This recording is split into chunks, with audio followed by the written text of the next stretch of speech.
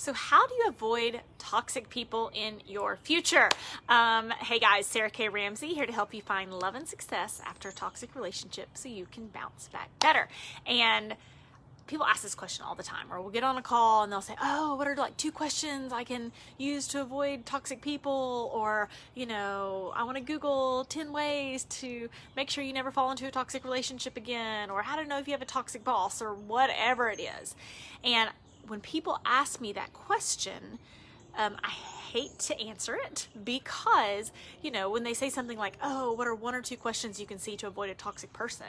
And I'm like, what? Like, you think that's possible? They are so good at their game. And I never want to give bad advice. So I'd rather give no advice than bad advice. But I've really been streamlining kind of how I would answer that question in the future. Of client calls this week where this subject came up. Actually like 5 client calls in a row, and this analogy kept coming up over and over again. I want to share it with you. Okay. I want you to imagine there's a cup. Okay. And the toxic person is the cup. And they keep saying, I'm thirsty. You need to pour water in my cup. So first you pour tap water, then you pour filtered water, and that doesn't work either. Then you get, this incredible water from Fiji, and that doesn't work either. And then you try salt water, and that doesn't work. And then you try coffee mixed with water, because that's kind of water, and that doesn't work. And then you try Kool-Aid mixed with water, and that doesn't work. And then you try lemons mixed with water, and that doesn't work, and that doesn't work, and that doesn't work, and that doesn't work, and that doesn't work. And no matter what type of water you put in the cup, it doesn't work. But the cup says, I'm thirsty. Try again. Try harder. That's not good enough. Figure something else out. Okay?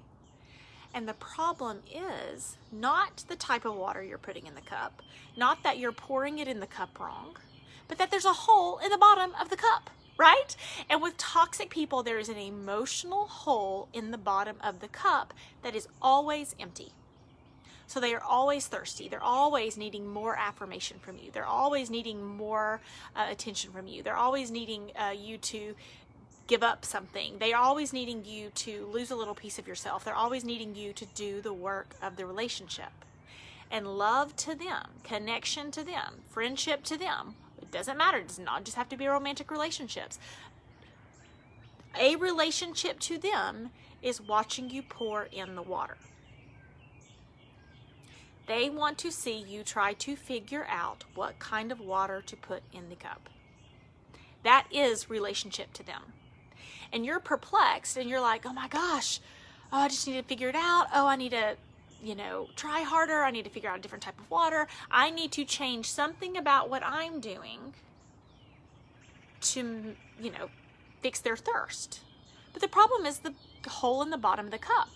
And the only person that can fix the hole in the bottom of the cup is the toxic person. You cannot do the work of filling their holes in their soul, right? Not even with tons of love, not even with tons of care, not even with tons of attention, and definitely not with trying to figure out a different type of water to put in the cup, which is what I see so many of you doing. So, a couple things. One with a client call yesterday, and she said that she didn't see herself as a confident person.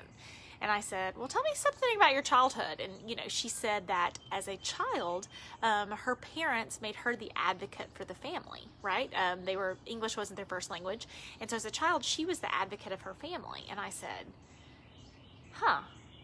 when companies are looking for someone to advocate for them, do they usually send out the most confident, like best person from the company or the family, or the least confident, worst person? And she was like, well, companies send out the best person. I said, okay, so your family sent out you. So people, when they send out advocates, usually send out the best person. Your family sent out you. And she was like, yeah, that's right. And then I said, okay, like, tell me more about why you didn't feel like you were confident. And then she starts saying, I wasn't confident. I had body image issues and that sort of thing, but I always believed I could make it. And I said, okay, so why did you believe you could make it? And she said, because I always felt like if I did the work, it would eventually pay off. And I said, okay, And then she described calculus, right? Her calculus homework in her calculus class, where eventually she put in the work and she got the A. And I said, okay, can you tell me about your toxic relationship? And she went, oh my gosh. I thought if I worked harder, I could make it work.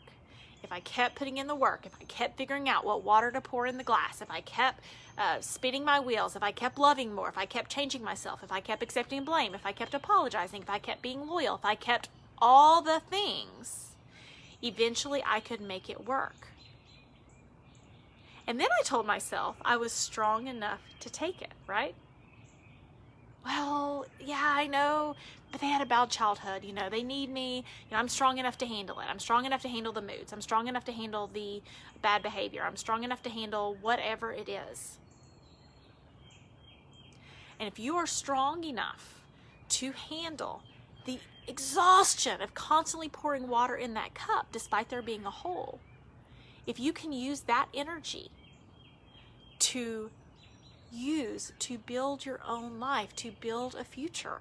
You can use the energy to be strong enough to, take it, or to be brave enough to change it. It doesn't take more energy to build a new life. It honestly takes less energy. You guys, if you've lived in that toxic relationship and constantly finding ways to pour water in the cup, there's nothing more exhausting because the finish line keeps moving. You keep figuring out, oh, if I can just do this, and it never gets to this. You never feel like you are winning because there is a hole at the bottom of the cup. So if you enter a new relationship, you're with friends, you're with coworkers, you're with whoever, and you feel as if you're constantly trying to figure out what kind of water to put in the cup, and it always drains out the bottom, that is your red flag. That is a red flag you cannot ignore. Okay? Because you are doing the work of the relationship, and they are always thirsty because they're not able to fill their own cup, their own confidence, their own feeling okay about their life, their own emotional intelligence. They're asking you to figure it out. And you can't do that work for someone else. Okay? So I hope that helps, and I hope you have a great day.